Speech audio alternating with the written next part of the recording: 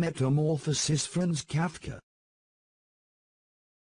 One morning, when Gregor Samsa woke from troubled dreams, he found himself transformed in his bed into a horrible vermin.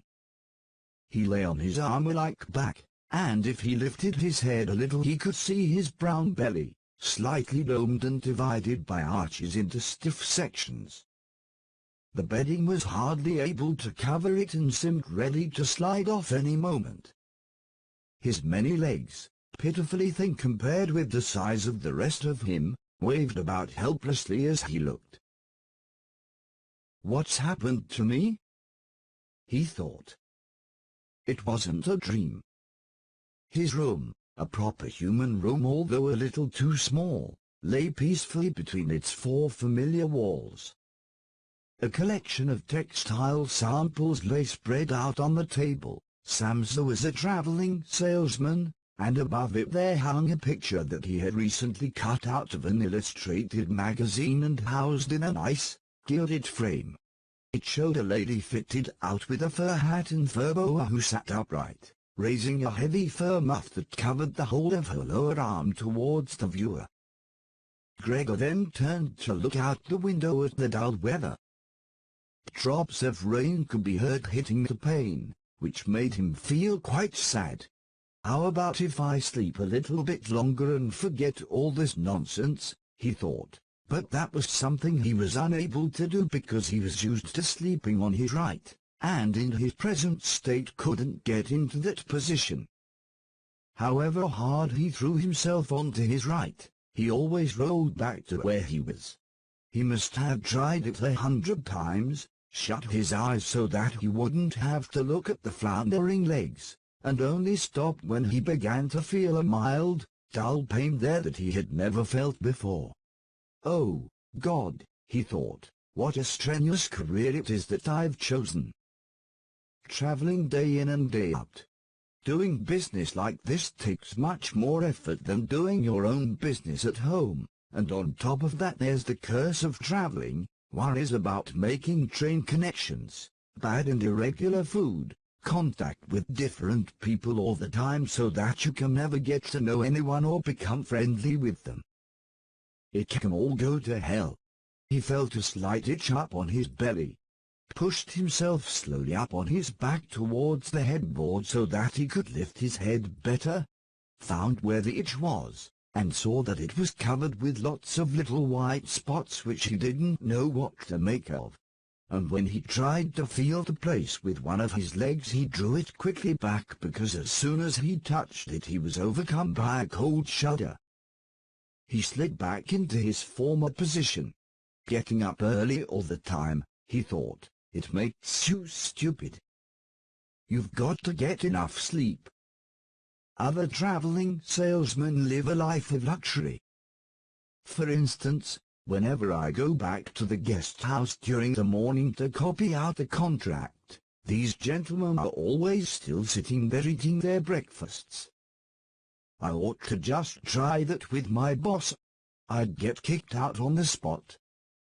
But who knows, maybe that would be the best thing for me? If I didn't have my parents to think about, I'd have given in my notice a long time ago. I'd have gone up to the boss and told him just what I think, tell him everything I would, let him know just what I feel. He'd fall right off his desk. And it's a funny sort of business to be sitting up there at your desk, talking down at your subordinates from up there, especially when you have to go right up close because the boss is hard of hearing. Well, there's still some hope. Once I've got the money together to pay off my parents' debt to him, another 5 or 6 years I suppose, that's definitely what I'll do. That's when I'll make the big change. First of all though, I've got to get up, my train leaves at 5. And he looked over at the alarm clock, ticking on the chest of drawers. God in heaven, he thought. It was 6:30 and their hands were quietly moving forwards. It was even later than 7:30, more like 7:15. Had the alarm clock not rung? He could see from the bed that it had been set for 4 o'clock as it should have been. It certainly must have rung. Yes, but was it possible to quietly sleep through that furniture-rattling noise? True, he had not slept peacefully, but probably all the more deeply because of that. What should he do now? The next train went at 7. If he were to catch that, he would have to rush like mad, and the collection of samples was still not packed, and he did not at all feel particularly fresh and lively. And even if he did catch that train, he would not avoid his boss's anger, as the office assistant would have been there to see the 5 o'clock train go. He would have put in his report about Gregor's not being there a long time ago. The office assistant was the boss's man, spineless, and with no understanding. What about if he reported sick? But that would be extremely strange and suspicious, as in 15 years of service Gregor had never once yet been ill.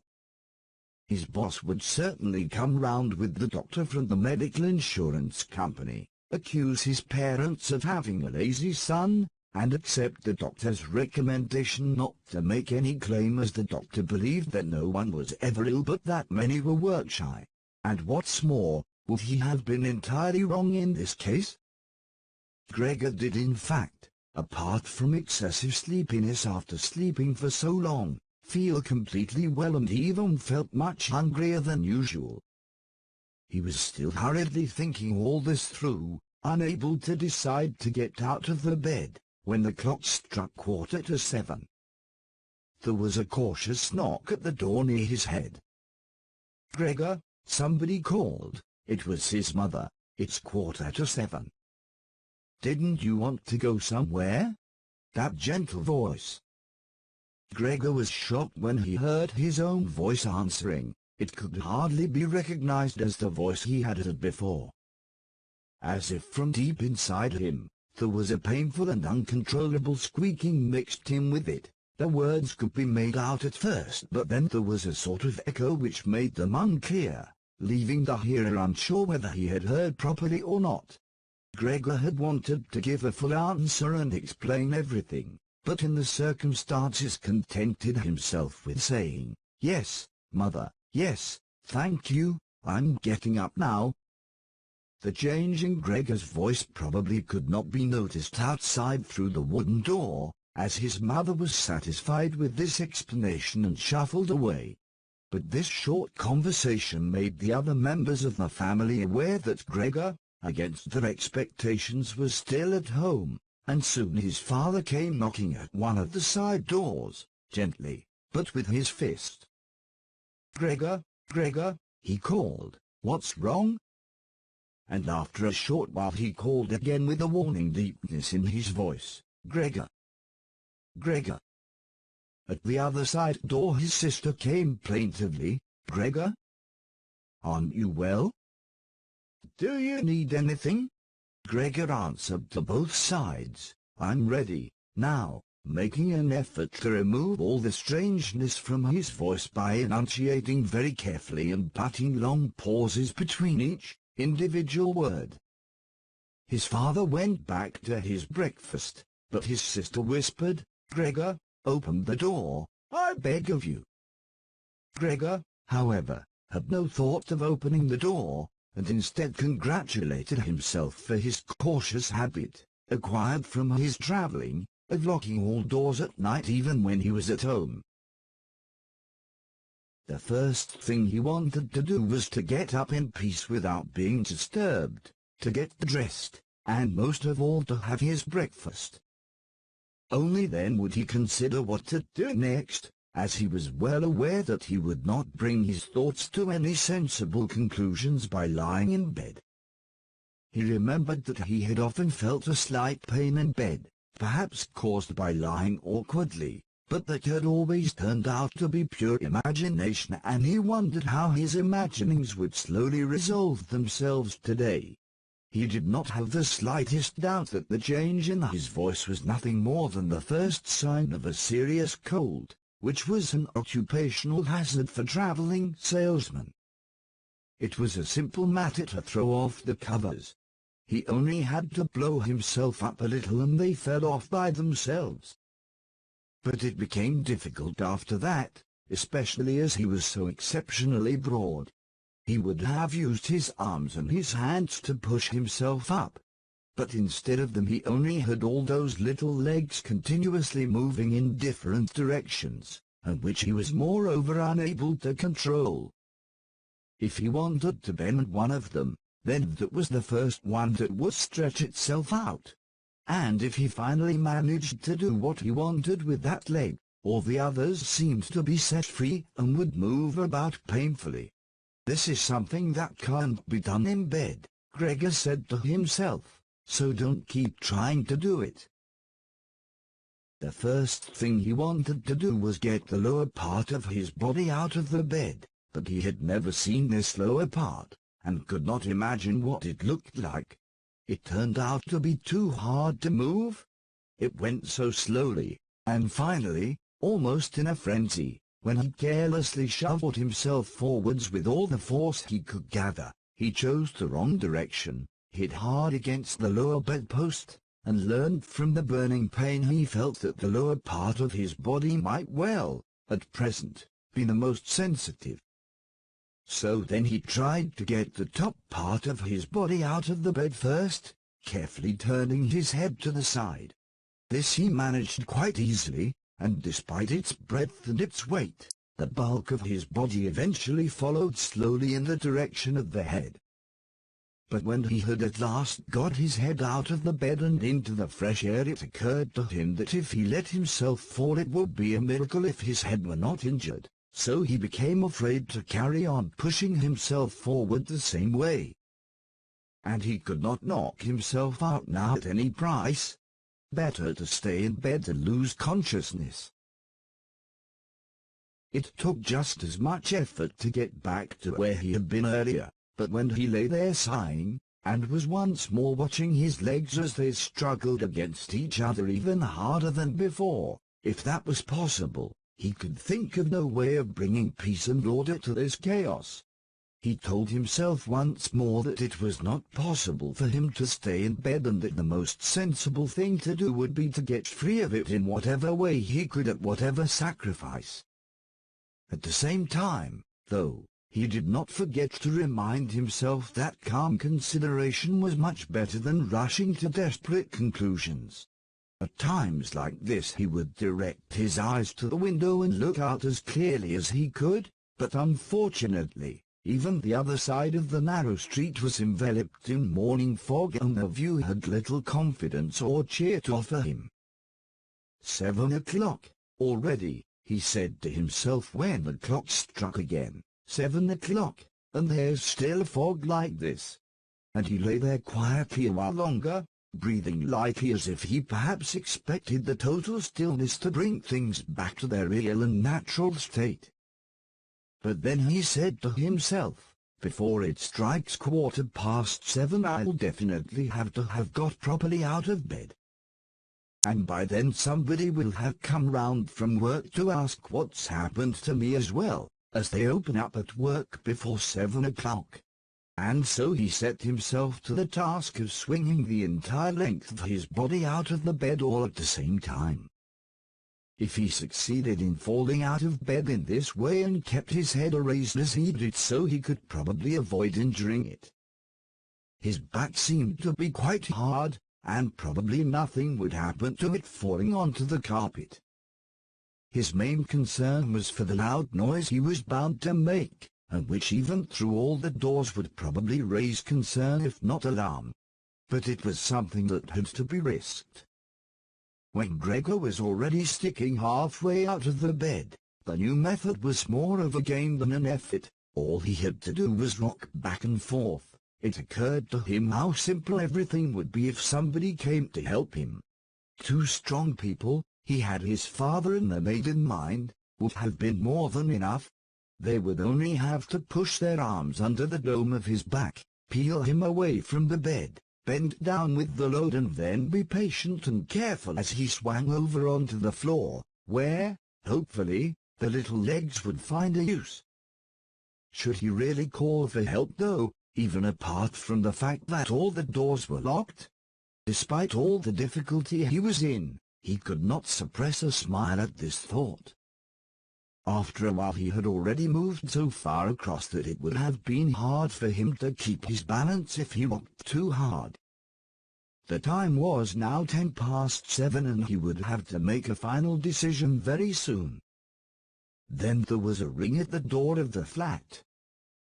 "That'll be someone from work," he said to himself, and froze very still, although his little legs only became all the more lively as they danced around. For a moment everything remained quiet.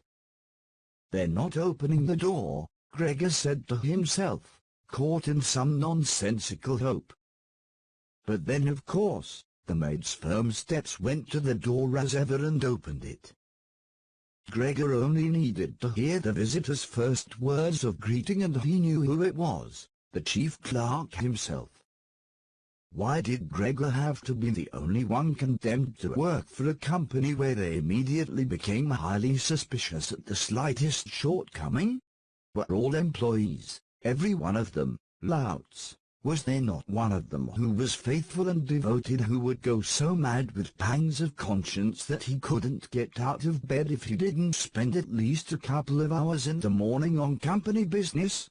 Was it really not enough to let one of the trainees make inquiries, assuming inquiries were even necessary? Did the chief clerk have to come himself, and did they have to show the whole innocent family that this was so suspicious that only the chief clerk could be trusted to have the wisdom to investigate it? And more because these thoughts had made him upset and through any proper decision, he swung himself with all his force out of the bed. There was a loud thump, but it wasn't really a loud noise. His fall was softened a little by the carpet, and Gregor's back was also more elastic than he had thought, which made the sound muffled and not too noticeable. He had not held his head carefully enough, though, and hit it as he fell. Annoyed and in pain, he turned it and rubbed it against the carpet. "Something's fallen down in there," said the chief clerk in the room on the left. Gregor tried to imagine whether something of the sort that had happened to him today could ever happen to the chief clerk too. You had to concede that it was possible.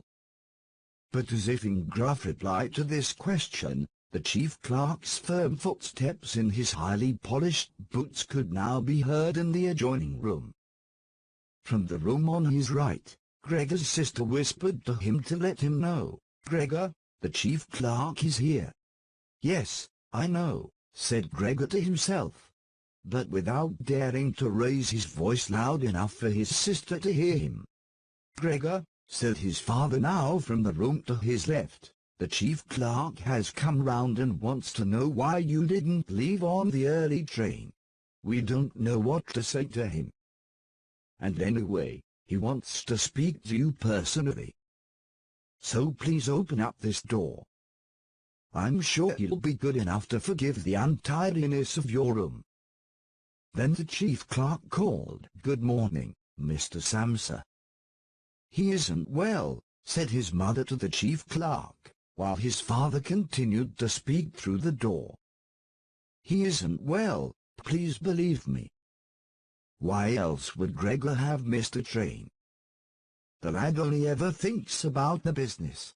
It nearly makes me cross the way he never goes out in the evenings. He's been in town for a week now but stayed home every evening. He sits with us in the kitchen and just reads the paper or studies train timetables. His idea of relaxation is working with his fret saw.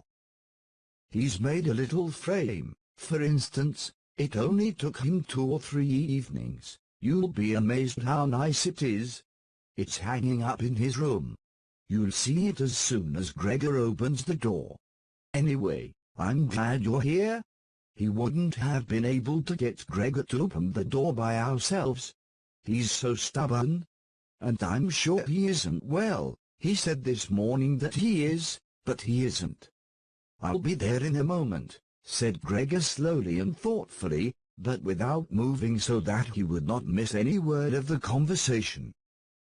Well, I can't think of any other way of explaining it, Mrs. Samsa, said the chief clerk. I hope it's nothing serious. But on the other hand, I must say that if we people in commerce ever become slightly unwell, then, fortunately or unfortunately as you like, we simply have to overcome it because of business considerations. Can the chief clerk come in to see you now then? Asked his father impatiently, knocking at the door again. No, said Gregor. In the room on his right there followed a painful silence. In the room on his left his sister began to cry. So why did his sister not go and join the others? She had probably only just got up and had not even begun to get dressed. And why was she crying? Was it because he had not got up, and had not let the chief clerk in, because he was in danger of losing his job, and if that happened his boss would once more pursue their parents with the same demands as before? There was no need to worry about things like that yet. Gregor was still there and had not the slightest intention of abandoning his family. For the time being he just lay there on the carpet, and no one who knew the condition he was in would seriously have expected him to let the chief clerk in. It was only a minor discourtesy, and a suitable excuse could easily be found for it later on. It was not something for which Gregor could be sacked on the spot. And it seemed to Gregor much more sensible to leave him now in peace instead of disturbing him with talking at him and crying. But the others didn't know what was happening. They were worried, that would excuse their behavior. The chief clerk now raised his voice. Mr. Samsa, he called to him, what is wrong? You barricade yourself in your room. Give us no more than yes or no for an answer. You are causing serious and unnecessary concern to your parents, and you fail, and I mentioned this just by the way, you fail to carry out your business duties in a way that is quite unheard of. I'm speaking here on behalf of your parents and of your employer, and really must request a clear and immediate explanation. I am astonished, quite astonished. I thought I knew you as a calm and sensible person, and now you suddenly seem to be showing off with peculiar whims. This morning, your employer did suggest a possible reason for your failure to appear. It's true, it had to do with the money that was recently entrusted to you, but I came near to giving you my word of honor that that could not be the right explanation. But now that I see your incomprehensible stubbornness, I no longer feel any wish whatsoever to intercede on your behalf. And nor is your position all that secure. I had originally intended to say all this to you in private, but since you caused me to waste my time here for no good reason, I don't see why your parents should not also learn of it. Your turnover has been very unsatisfactory of late. I grant you that it's not the time of year to do especially good business, we recognize that. But there simply is no time of year to do no business at all, Mr. Samsa. We cannot allow there to be. But sir, called Gregor, beside himself and forgetting all else in the excitement, I'll open up immediately, just a moment. I'm slightly unwell, an attack of dizziness. I haven't been able to get up. I'm still in bed now. I'm quite fresh again now, though. I'm just getting out of bed. Just a moment. Be patient. It's not quite as easy as I'd thought. I'm quite all right now, though. It's shocking, what can suddenly happen to a person. I was quite all right last night. My parents know about it, perhaps better than me. I had a small symptom of it last night already. They must have noticed it. I don't know why I didn't let you know at work, but you always think you can get over an illness without staying at home. Please, don't make my parents suffer. There's no basis for any of the accusations you're making. Nobody's ever said a word to me about any of these things. maybe you haven't read the latest contracts I sent in. I'll set off with the 8 o'clock train, as well. These few hours of rest have given me strength. You don't need to wait, sir. I'll be in the office soon after you, and please be so good as to tell that to the boss and recommend me to him." And while Gregor gushed out these words, hardly knowing what he was saying, he made his way over to the chest of drawers. This was easily done, probably because of the practice he had already had in bed, where he now tried to get himself upright. He really did want to open the door, really did want to let them see him and to speak with the chief clerk. The others were being so insistent, and he was curious to learn what they would say when they caught sight of him. If they were shocked, then it would no longer be Gregor's responsibility and he could rest. If, however, they took everything calmly, he would still have no reason to be upset, and if he hurried, he really could be at the station for 8 o'clock. The first few times he tried to climb up on the smooth chest of drawers, he just slid down again, but he finally gave himself one last swing and stood there upright.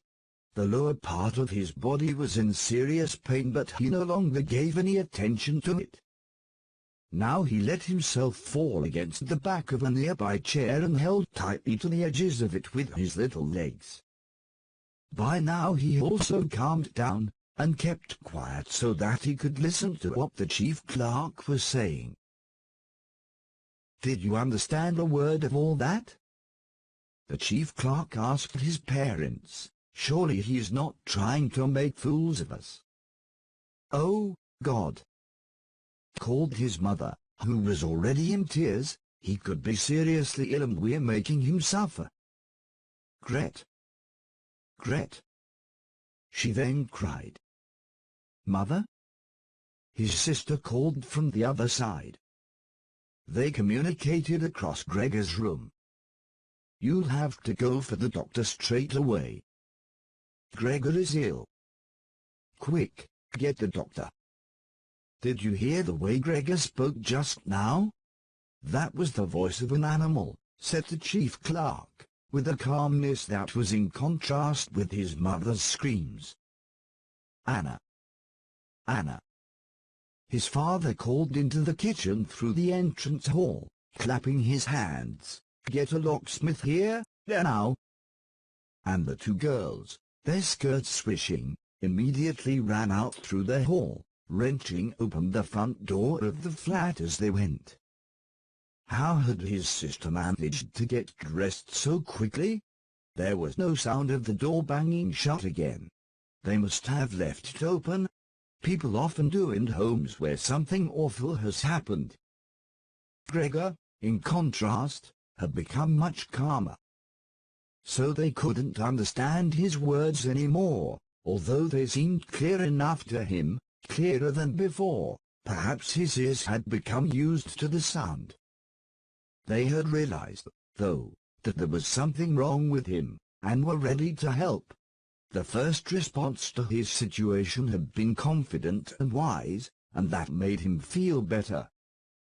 He felt that he had been drawn back in among people, and from the doctor and the locksmith he expected great and surprising achievements, although he did not really distinguish one from the other.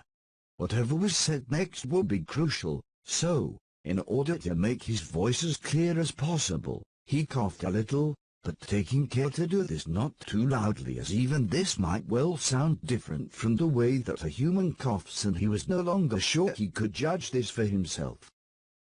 Meanwhile, it had become very quiet in the next room.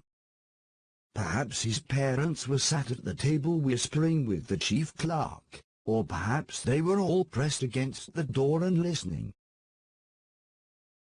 Gregor slowly pushed his way over to the door with the chair. Once there, he let go of it and threw himself onto the door, holding himself upright against it using the adhesive on the tips of his legs.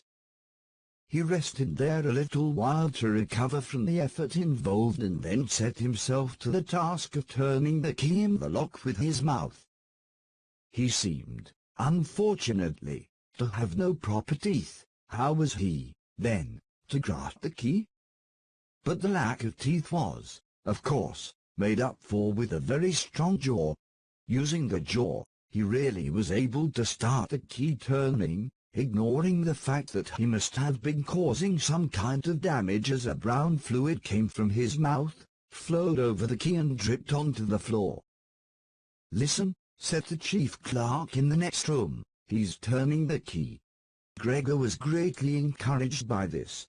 But they all should have been calling to him, his father and his mother too, "Well done, Gregor," they should have cried, "keep at it, keep hold of the lock."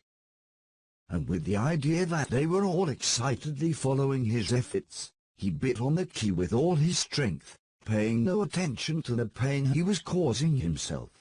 As the key turned around, he turned around the lock with it, only holding himself upright with his mouth, and hung on to the key or pushed it down again with the whole weight of his body as needed.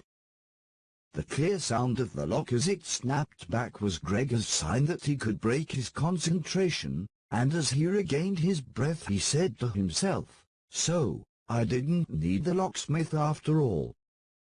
Then he lay his head on the handle of the door to open it completely. Because he had to open the door in this way, it was already wide open before he could be seen. He had first to slowly turn himself around one of the double doors, and he had to do it very carefully if he did not want to fall flat on his back before entering the room. He was still occupied with this difficult movement, unable to pay attention to anything else, when he heard the chief clerk exclaim aloud, "Oh!" which sounded like the soughing of the wind. Now he also saw him. He was the nearest to the door, his hand pressed against his open mouth and slowly retreating as if driven by a steady and invisible force. Gregor's mother, her hair still disheveled from bed despite the chief clerk's being there, looked at his father. Then she unfolded her arms, took 2 steps forward towards Gregor and sank down onto the floor into her skirts that spread themselves out around her as her head disappeared down onto her breast. His father looked hostile, and clenched his fists as if wanting to knock Gregor back into his room. Then he looked uncertainly round the living room, covered his eyes with his hands and wept so that his powerful chest shook.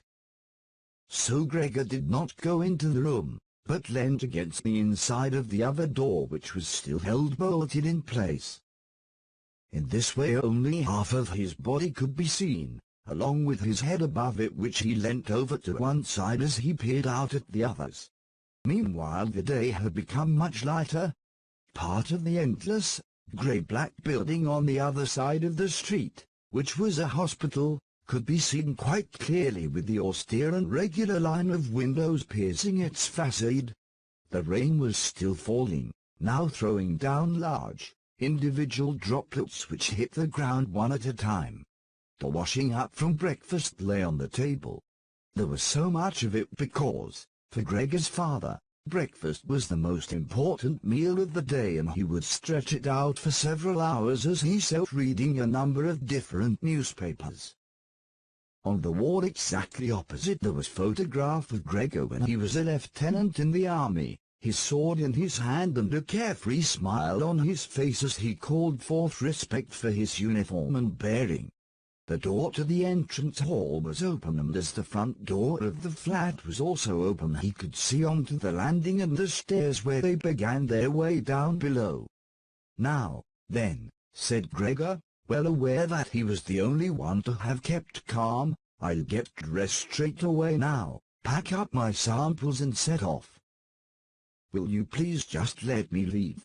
You can see," he said to the chief clerk, "that I'm not stubborn and I like to do my job. Being a commercial traveler is arduous, but without traveling I couldn't earn my living." "So where are you going, into the office?" "Yes." "Will you report everything accurately, then? It's quite possible for someone to be temporarily unable to work, but that's just the right time to remember what's been achieved in the past and consider that later on, once the difficulty has been removed, he will certainly work with all the more diligence and concentration. You're well aware that I'm seriously in debt to our employer, as well as having to look after my parents and my sister, so that I'm trapped in a difficult situation, but I will work my way out of it again. Please don't make things any harder for me than they are already, and don't take sides against me at the office. I know that nobody likes the travelers. They think we earn an enormous wage as well as having a soft time of it. That's just prejudice, but they have no particular reason to think better of it. But you, sir, you have a better overview than the rest of the staff. In fact, if I can say this in confidence, a better overview than the boss himself. It's very easy for a businessman like him to make mistakes about his employees and judge them more harshly than he should. And you're also well aware that we travelers spend almost the whole year away from the office, so that we can very easily fall victim to gossip and chance and groundless complaints, and it's almost impossible to defend yourself from that sort of thing. We don't usually even hear about them, or if at all it's when we arrive back home exhausted from a trip, and that's when we feel the harmful effects of what's been going on without even knowing what caused them. Please, don't go away. At least first say something to show that you grant that I'm at least partly right. But the chief clerk had turned away as soon as Gregor had started to speak, and, with protruding lips, only stared back at him over his trembling shoulders as he left. He did not keep still for a moment while Gregor was speaking, but moved steadily towards the door without taking his eyes off him. He moved very gradually, as if there had been some secret prohibition on leaving the room. It was only when he had reached the entrance hall that he made a sudden movement, drew his foot from the living room, and rushed forward in a panic. In the hall, he stretched his right hand far out towards the stairway as if out there was some supernatural force waiting to save him. Gregor realized that it was out of the question to let the chief clerk go away in this mood if his position in the firm was not to be put into extreme danger. That was something his parents did not understand very well. Over the years, they had become convinced that this job would provide for Gregor for his entire life, and besides, they had so much to worry about at present that they had lost sight of any thought for the future. Gregor, though, did think about the future. The chief clerk had to be held back, calmed down, convinced and finally won over. The future of Gregor and his family depended on it. If only his sister were here. She was clever. She was already in tears while Gregor was still lying peacefully on his back. And the chief clerk was a lover of women. Surely she could persuade him. She would close the front door in the entrance hall and talk him out of his shocked state. But his sister was not there. Gregor would have to do the job himself.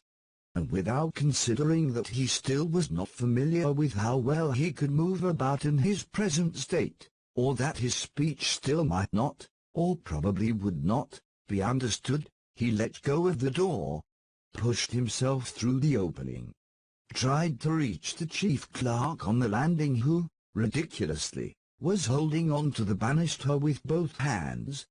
But Gregor fell immediately over and, with a little scream as he sought something to hold on to, landed on his numerous little legs. Hardly had that happened than, for the first time that day, he began to feel all right with his body. The little legs had no solid ground under them. To his pleasure, they did exactly as he told them. They were even making the effort to carry him where he wanted to go. And he was soon believing that all his sorrows would soon be finally at an end. He held back the urge to move but swayed from side to side as he crouched there on the floor. His mother was not far away in front of him and seemed, at first, quite engrossed in herself, but then she suddenly jumped up with her arms outstretched and her fingers spread, shouting, "Help! For pity's sake, help!" The way she held her head suggested she wanted to see Gregor better, but the unthinking way she was hurrying backwards showed that she did not. She had forgotten that the table was behind her with all the breakfast things on it. When she reached the table she sat quickly down on it without knowing what she was doing. Without even seeming to notice that the coffee pot had been knocked over and a gush of coffee was pouring down onto the carpet. "Mother, Mother," said Gregor gently, looking up at her. He had completely forgotten the chief clerk for the moment, but could not help himself snapping in the air with his jaws at the sight of the flow of coffee. That set his mother screaming anew. She fled from the table and into the arms of his father as he rushed towards her. Gregor, though, had no time to spare for his parents now. The chief clerk had already reached the stairs. With his chin on the banister, he looked back for the last time. Gregor made a run for him. He wanted to be sure of reaching him. The chief clerk must have expected something, as he leapt down several steps at once and disappeared, his shouts resounding all around the staircase. The flight of the chief clerk seemed, unfortunately, to put Gregor's father into a panic as well. Until then he had been relatively self-controlled, but now, instead of running after the chief clerk himself, or at least not impeding Gregor as he ran after him, Gregor's father seized the chief clerk's stick in his right hand. The chief clerk had left it behind on a chair, along with his hat and overcoat, picked up a large newspaper from the table with his left, and used them to drive Gregor back into his room, stamping his foot at him as he went. Gregor's appeals to his father were of no help. His appeals were simply not understood. However much he humbly turned his head, his father merely stamped his foot all the harder. Across the room, despite the chilly weather, Gregor's mother had pulled open a window, leant far out of it and pressed her hands to her face. A strong draught of air flew in from the street towards the stairway. The curtains flew up, the newspapers on the table fluttered and some of them were blown onto the floor. Nothing would stop Gregor's father as he drove him back, making hissing noises at him like a wild man. Gregor had never had any practice in moving backwards and was only able to go very slowly. If Gregor had only been allowed to turn round he would have been back in his room straight away, but he was afraid that if he took the time to do that his father would become impatient, and there was the threat of a lethal blow to his back or head from the stick in his father's hand any moment. Eventually, though, Gregor realized that he had no choice as he saw, to his disgust, that he was quite incapable of going backwards in a straight line. So he began, as quickly as possible and with frequent anxious glances at his father, to turn himself round. It went very slowly, but perhaps his father was able to see his good intentions as he did nothing to hinder him. In fact, now and then he used the tip of his stick to give directions from a distance as to which way to turn. If only his father would stop that unbearable hissing. It was making Gregor quite confused. When he had nearly finished turning round, still listening to that hissing, he made a mistake and turned himself back a little the way he had just come. He was pleased when he finally had his head in front of the doorway, but then saw that it was too narrow, and his body was too broad to get through it without further difficulty. In his present mood, it obviously did not occur to his father to open the other of the double doors so that Gregor would have enough space to get through. He was merely fixed on the idea that Gregor should be got back into his room as quickly as possible.